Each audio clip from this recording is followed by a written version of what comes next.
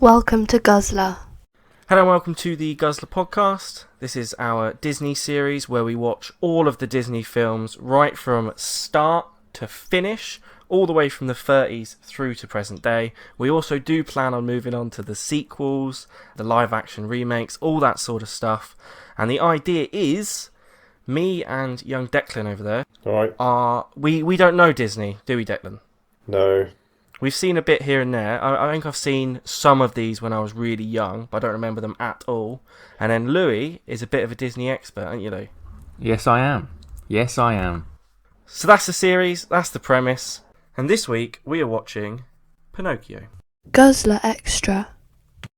So in 1937, when the studio was in the middle of producing Snow White and the Seven Dwarfs, this animator came to Walt Disney with a translated version of Khalid's story of Pinocchio. And after reading the book, Walt was really enthusiastic and was like, we're doing this. So they decided to make Pinocchio, which is a very wacky tale. But they wanted to do it because they wanted to try lots of different new animation techniques. And as we know from Snow White, they got a small budget and then just went over the top. This time they were given $500,000, but because they tried these new things, it cost $2.5 million to make.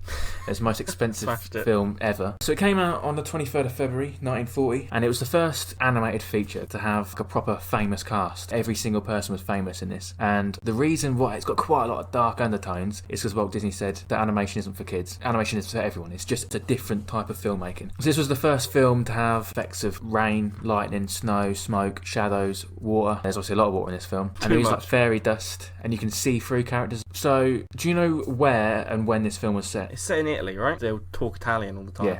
Yeah. Do you know roughly when? The 1800s. 1864. It's about 1880 something. I was well off. So there's some similarities with how this film starts. However, there's no thank you at the start. Oh, he's not grateful anymore. No, he don't care anymore. He's done it. They've now. done a film, he's just don't worry about it. He's got his money. Credits are still at the start, though. They are still at the start, and there's still the orchestral They were more music annoying going in this through. film. And I still don't care. They took ages. And during the credits, there's like an orchestral version of When You Wish Upon a Star. Yeah, I've put When You Wish Upon a Star as an undeniable banger. There has to be some mileage in it for present day club scene. Get like Stormzy on it or something. Yeah. Do you know what I mean? Let's just remix it and put it on the backing vocal of White Noise. Yeah, it's like, Yeah, why not? yeah, we could get, Disclosure. we could get Martin Garrix on this. Email him, Dick. We'll Hang talk on, about this. I'll You find email it. Martin Garrix. This song, because you said it's a banger, it became the official song for Walt Disney Studios. This was the first animation film to win a competitive award, so it won Best Score and Best Song. That wouldn't be won again by the same film until 1965 by Mary Poppins, so another Disney film. I'll quickly say that with Snow White, Disney sort of put his own touch on it. When this film, Pinocchio, this was a fixated story which Disney fell in love with, so he didn't want to change it very much, which is why the themes are a lot darker. Darker? In the last one, an old woman poisons her 14-year-old granddaughter. This is much darker. It's not darker at all. Did you watch the right film, Declan? Yep, I completely disagree here. You wait.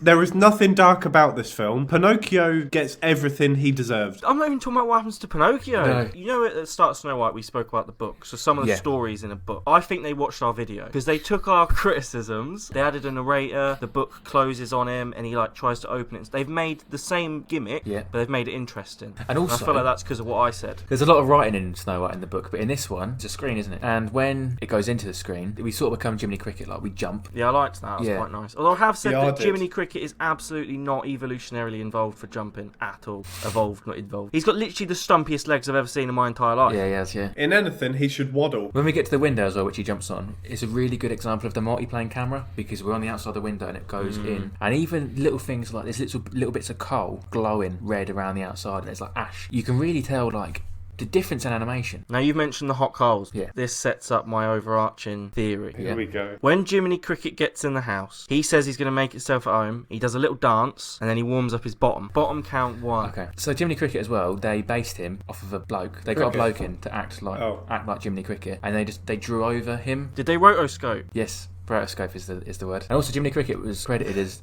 Disney's first ever animal sidekick. But if they follow Collodi's book, when Pinocchio comes to life, Jiminy Cricket is like, yo, Pinocchio, I'm your conscience. And Pinocchio just smashes him with a hammer. Jiminy comes back to life as a ghost and sort of just like follows him around, telling him the right thing to do, to which Pinocchio does the exact opposite. Now, Geppetto comes into the room singing and dancing. Now, he's been working on Pinocchio. When he comes back into the room, though, all he does is draw one eyebrow and a smile, and it takes him literally 0.2 seconds. Why did he leave the room? Why was he like, I'm pretty much done. I've got another 2 lines to do, but I'll just leave for a little bit. What did he go to do? Maybe he didn't want to do it then. Clearly he didn't, 'cause Right, he left it. this part of the film is the only bit that makes sense. Don't take that away from me. You are correct. So when Geppetto walks in, he comes in with Figaro. Disney loved Figaro so much that Minnie Mouse used to have a Chihuahua or a Yorkshire Terrier or something. He just got rid of that dog and just gave her Figaro because he just loved Figaro so much. Geppetto is doing some dancing and stuff, which he does for about, I don't know, 45 minutes. And Jiminy Cricket's just chilling, right? Yeah. Now, Yeah. Jiminy leans against a woman's bottom count 2. When Geppetto's manipulating Pinocchio, he makes Pinocchio kick Figaro in the bottom count 3. Actually, that's hard now that I think of it. He's got to, like, contort his arm. He did it pretty well, though, to be fair. Geppetto's shop or workshop is just full of things that look like faces.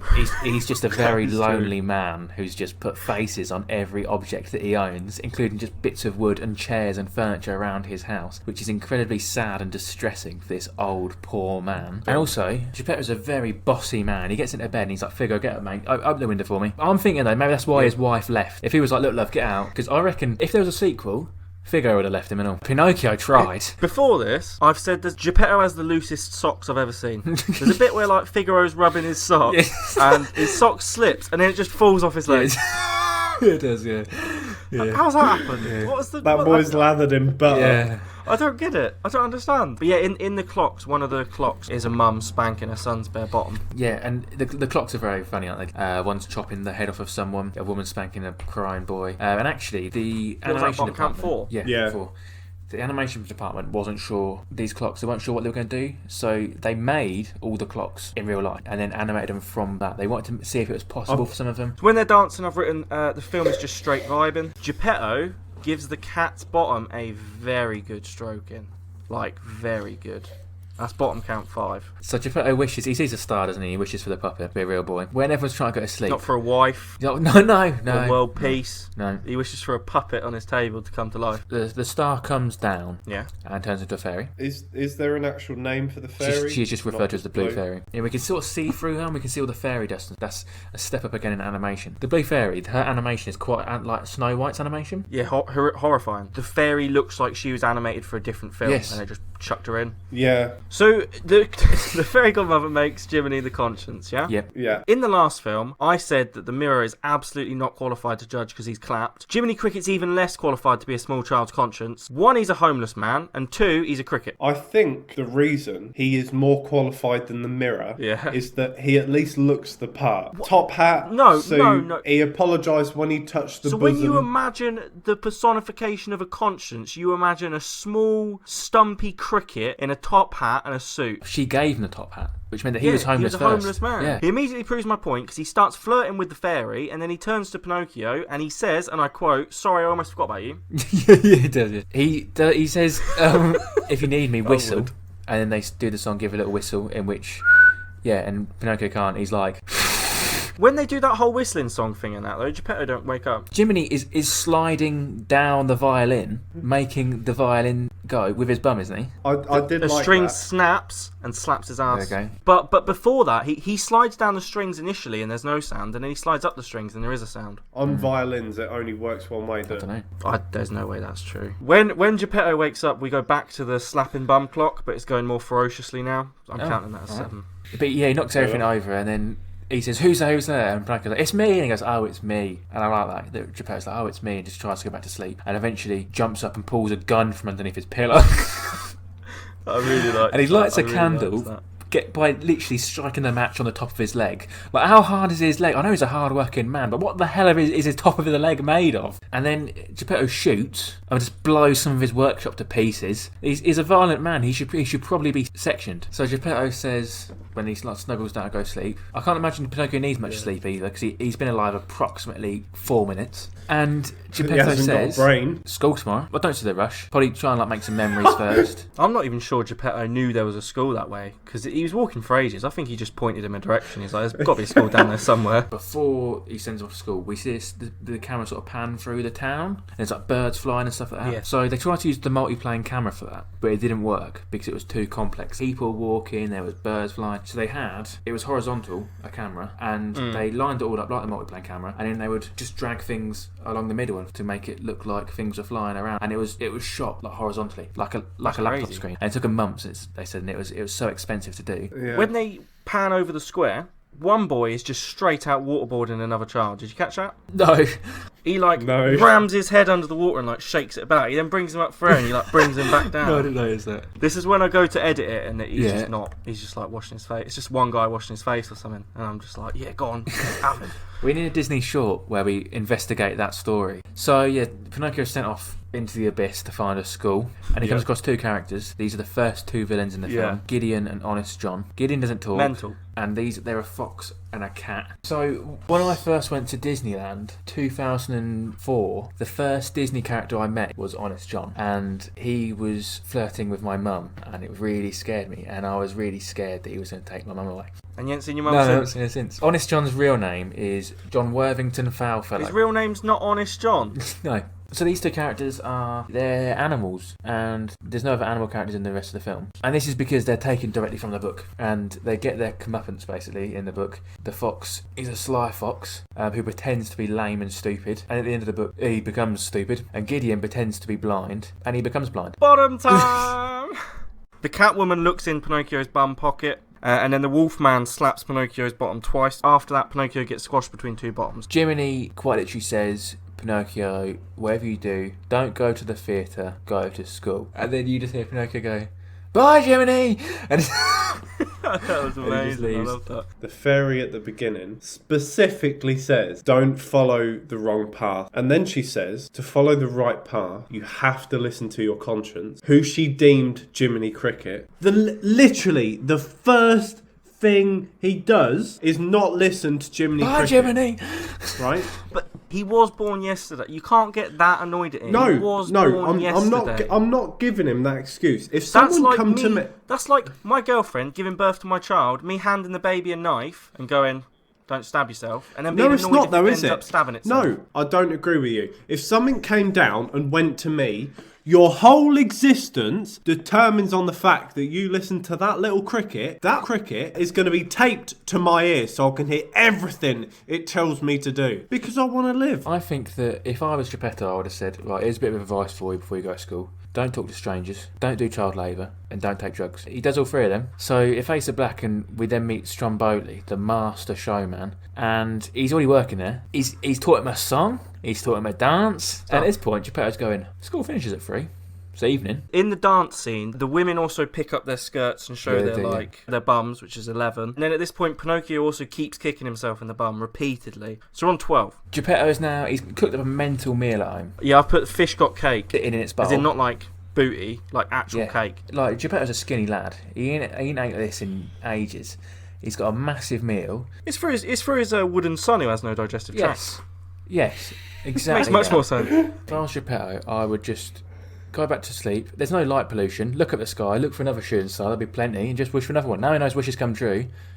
Just wish for him back. Yes. I just want him back. There's when it all goes dark and he's in this cage. There's like a thunderstorm, and there's all things light up in the carriage train thing. And then Jiminy Cricket starts to undo the lock. Jiminy gets in this lock. He leans out. He hangs up his jacket and his hat. Immediately, in the next shot, the jacket and hat just aren't on the lock. This is hand drawn. You'd think they'd notice. Hang on, there was a jacket on there a minute ago. Yeah. Oh, also, Pinocchio and Jiminy both have their bottoms in the year 13. Now, Pinocchio lies to Fairy Woman. The fairy, yeah. He knows what he did was wrong, which means he has a conscience. So why does he have Jiminy? I don't understand. If Pinocchio has the capacity to lie, he has a conscience because he knows what he did he shouldn't have done. So is his nose growing the fact that the fairy already knows what happened and she's just playing a trick on him? There is that. Making his But nose actually, maybe grow? the fairy is his conscience. See, I always just assumed that, like, Magic knew that he was lying, but I think Dec might be right. I think she's just doing it to encourage him to be honest. And it's not. His nose isn't actually It's strange magic. how much of a prominent thing the nose thing is when it actually doesn't. It's not a big part of the film at all, is it? Like, at all. Geppetto walks past the carriage as well, shouting out to Pinocchio. People in the town, I could be like, Geppetto's outside. He's yelling some kid's name, and the wife will go, Geppetto ain't got a kid. And they go, oh, strange. He's mental then. It goes to the scene in the pub called the Red Lobster, and the coachman, who's the third villain, he's back with Gideon and Honest John, aren't they? Yep. And the coachman says that he collects stupid little boys, he says. He says he gets little boys and he takes them to Pleasure Island. And then Honest John turns to him and says, but the law. Also, sort of clatters your theory slightly, but not much. But originally it was going to be called either Bogey Land or Silly Land. Why'd they call it Pleasure Island? They didn't have to call it Pleasure Island. Before they got on the boat as well, Pinocchio meets Honest John and Gideon again, and they're proper like Del Boy characters because they're doing the thing. I think this is brilliant when they're like, "Whoa, Pinocchio, you need a doctor," and he's like tapping the wood really like for the heart. I did like that. Stuff like that, and then they go on the carriage to get on the boat, and Pinocchio meets Lampwick. Yeah, I don't like that guy. So when they get to the island, hang on, I've written when they're on the boat, I guarantee when all these young boys arrive at Pleasure Island, this bum tally's going up. Oh, God. Does it? Wait. Oh, fine. So when they get there, you can go and fight and you can watch scraps happen. There's a little place called Tobacco Row where they're just throwing chewing tobacco and cigarettes at the children. There's a model home destruction, and Lampwick literally strikes a match on the Mona Lisa's picture. I think that Pleasure Island is just like the visualization of it is just we're literally just seeing Pinocchio's internalized trauma. You know when they're just chilling playing snooker? Yeah. Are you at that point? Yeah. I've written down, I'm going to be absolutely fuming if Pinocchio doesn't use his nose as a snooker cue. And he doesn't. And I'm fuming. What's the point of having snooker in it? I thought that's what they were building up to. I thought he was going to try and show off to, whatever, what's his name? Lamplight or something? Lampwick. I thought he was going to try and like show off to him and lie and brag a bit, get a big nose, and then just I don't know how snooker works, like put the black. Headbutt it. I like the thing where Pinocchio takes a massive drag of the cigarette and he looks really ill to the point where his pupils hit the bottom of his eyes and clink. It's mental to me that in this children's film, one child says to another child, make sure you take a proper drag. That is mental. So then we see the donkeys for the first time. What? It wasn't it was an arse counter. Oh. The film is obsessed with arses. The tally goes mental on the island because we literally have a room full of arses. There's 14 arse things building up to this. Then there's loads of arses, and then they never mention an arse afterwards. Boom. Get that in your Disney Thorum. One really disturbing bit is the donkeys that can still talk. Like they're going to spill the secrets of this island. Lampwick turns into a donkey. Or a jackass. He calls himself a jackass and he turns into an ass. And he says the word jackass. Yeah, the counter couldn't have gone. It's gone through the roof, boys. The film's referenced Depends it. where the roof is. Well, people find it really weird now, even still, that scene where he turns into a donkey and his body's literally stretching and he's that's Eeyoreing, crazy. and Yeah. And he's trying to scream for his mum and he's like Eeyoreing. People still get really disturbed by that now. That's a dark scene. That is, yeah. Pinocchio gets the ears, but he doesn't change entirely. Yeah, that's strange. But he's It's just be wooden. really bad. So Yeah. I found that weird that he I don't think he should have changed because he's not real, is he? no, He's I a agree. wooden boy. Exactly. And it was like But he it was doesn't from a change all the drink, way. wasn't it? Yeah, it was, yeah. So he doesn't change all the way. So he runs home, he literally runs back to the house. Now, I said at the end of the last video that I thought someone got swallowed by a whale, but then I've also written, no one is more shocked than I am that Pinocchio gets home and finds a letter that tells him his father's actually been swallowed by a whale. And I knew it was going to happen. Yeah. I was gobsmacked, mate. Because that is not the find it weird natural... that That's not where this film should be going. No. Jiminy Cricket has heard of the whale, Yep. right? Yeah, once right. How famous does a whale have to be that an inland homeless cricket has heard of you? When we see the whale, he's like a blobfish on the bottom of the sea, looking really sad and depressed. There's also, this is the first time that animators had animated sea or water. They That's really quite a big milk thing. it. Yeah, they do, yeah. They saw something that worked and thought we'll use it. We're underwater for a while. Yeah, they are. And when we see Geppetto inside the whale, it's like he's in a cave. His scarf's blowing. Do you know what Geppetto says? Right. No, what? He says, I didn't think it would end this way. It'd be very weird if you did. Yeah. If you saw Yeah, this good coming That's it, you're a carpenter, mate. and you predicted that you'd get swallowed by a whale and starve. The whale Yeah. is not big enough swallow a ship, right? It's just not. If you look at the scaling throughout the whole, all of the whale scenes isn't big enough. There's another thing here as well, which is where they're inside the boat and Cleo is still in her fishbowl. They actually animated a scene where Geppetto's like, I'm hungry, and him and Figaro both look towards the fishbowl and they debate whether to eat Cleo or not. They actually animated it, and then Walt thought, I did probably think a bit that too when I was much. watching it, though. I also thought you should eat the cat. Before Pinocchio gets swallowed, the whale is proper swimming towards him, yeah? Yeah. Pinocchio panics and tries to get away from the whale. But he's gone The there whole point of it. to go into the whale. Yep. I didn't understand that scene. Yeah. And then Whale chases him a bit more, and then he gets on the island, to land. He washes up And- with his cat and his fish. Yeah. She's still in the bowl, isn't she? Yeah, of course. Pinocchio's dead. How? I don't know. How'd he die? They try to imply that he's drowned because he's face down in a puddle. I've just watched him explore the bottom of the ocean for 25 minutes. And he's actually the first Disney character. He was the first and the only to die on screen. Main character, I'll say. Main character. My favourite part of the film. He deserved this. Literally just saved someone's life. I don't care. I feel like you've missed the message of the film. You're annoyed No, at it's Pinocchio for trusting people. That's what you're annoyed about, because he's trusted other people. No, I'm annoyed at Pinocchio because he was literally told his entire existence laid upon him listening to one specific character in this film, and he ignored it every single time. He doesn't deserve to live. I despair for when you have children. I'm not going to hinder their existence. You're going to on murder my them by the moral sounds complex. of it. I told you to listen to your mum. Get in that puddle. Face down. Right. Anyway, right. So they bring in Pinocchio back. The blue fairy pops up again. Suddenly, Pinocchio is literally a toddler. Jiminy gets his badge. Now, that was nice. I liked Jiminy getting his badge, even though he was useless. Now, I'm really happy for Pinocchio, right? I'm not like Declan. I think he learnt his lesson. He made the mistakes that children make, which is the point of the film. The entire point of the film. That's why they have loads of children making those mistakes, to highlight the fact that that's the mistakes children make. He then learnt his lesson and saved someone's life, which is more than Declan's ever done. So he earns the right to be a real boy. All right. Yeah. Right. No, I'm going to argue with you here. Hang on. If I commit, hang on. All right, you finish your point, and then I'm going to come at you. So I'm really happy for Pinocchio. I'm going to edit it out anyway. I'm really happy for Pinocchio, but there is still a massive boy abduction scheme happening.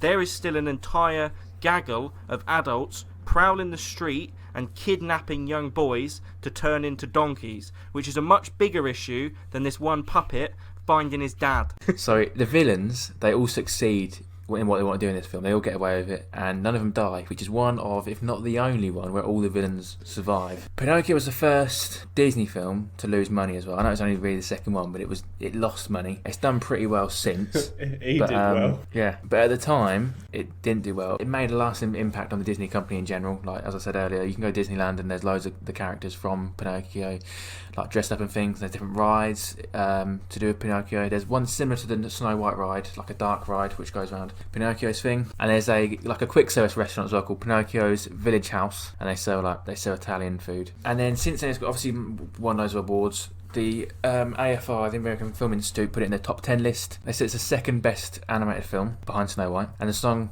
When You Wish Upon a Star was ranked number 7 on their 100 song list. And the quote, which we didn't actually mention earlier, was "A lie keeps growing and growing until it's as plain as a nose on your face." I've written that down on my notes. Was in their, there we go, and it was in their top movie quote list as well. I clearly have good taste. So Walt Disney was made in 1923, the company, not the man. And America didn't make another animated film company until 1948, when they made Bullwinkle Studios and Felix the Cat in 1953. And Warner Brothers, which makes most of the animated films now, wasn't around until 1980. So for so long, Disney ran the entire market. So this was re-released at the cinemas in 45, 54, 62, 71, 78, 84 and 92.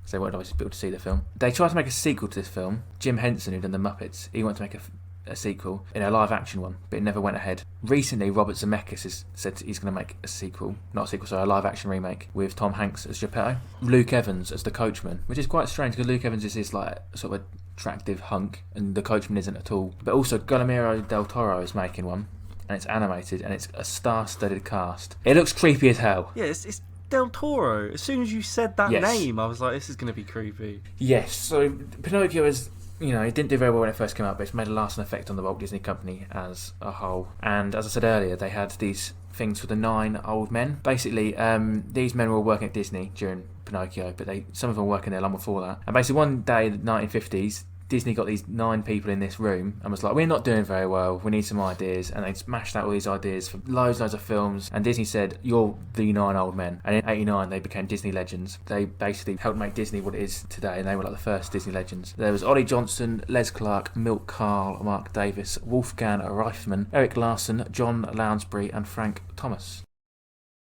What did you think to the film overall then? Last week we gave Snow White a 7 or an 8. What's this one? I'm going for a 6.5. 6. I didn't think it was great. The first half hour is dancing, then the film happens in the next half hour, and then the next half hour is at the bottom of the ocean and he gets swallowed by a whale. See, I always remember this to be one of my most favourite Disney films, and then I watched it this week and I agree with you, it's 6. So next we have Fantasia, which is a half live action, half animated film, but they still describe it as fully animated. Basically they brought loads of Western orchestral music into the film and they animated scenes to go with the music. Has it got Mickey Mouse in? Yes. This is one of my nan's favourites, Fantasia. And then I remember Mickey in like a wizard's coat. That might just be from the thing. Yeah. But yeah. So that short is called The Sorcerer's Apprentice. I do know That's what that. it's called. Yeah. Because I think that was on the front cover of the video that my nan used to have. Yeah, it would have been. My nan used to have the video. There's a lot of fun things we can talk about in Fantasia. There's a lot of fun things. Nice. Cool. Thank you for watching this video talking about Pinocchio. Do check out some of our series. This will be coming out weekly, I do believe, and we're going for all the Disney films, so do check it out. Give it a Thank you like very or much for listening. subscribe or something if you want. Thank you for watching this Guzzlr video.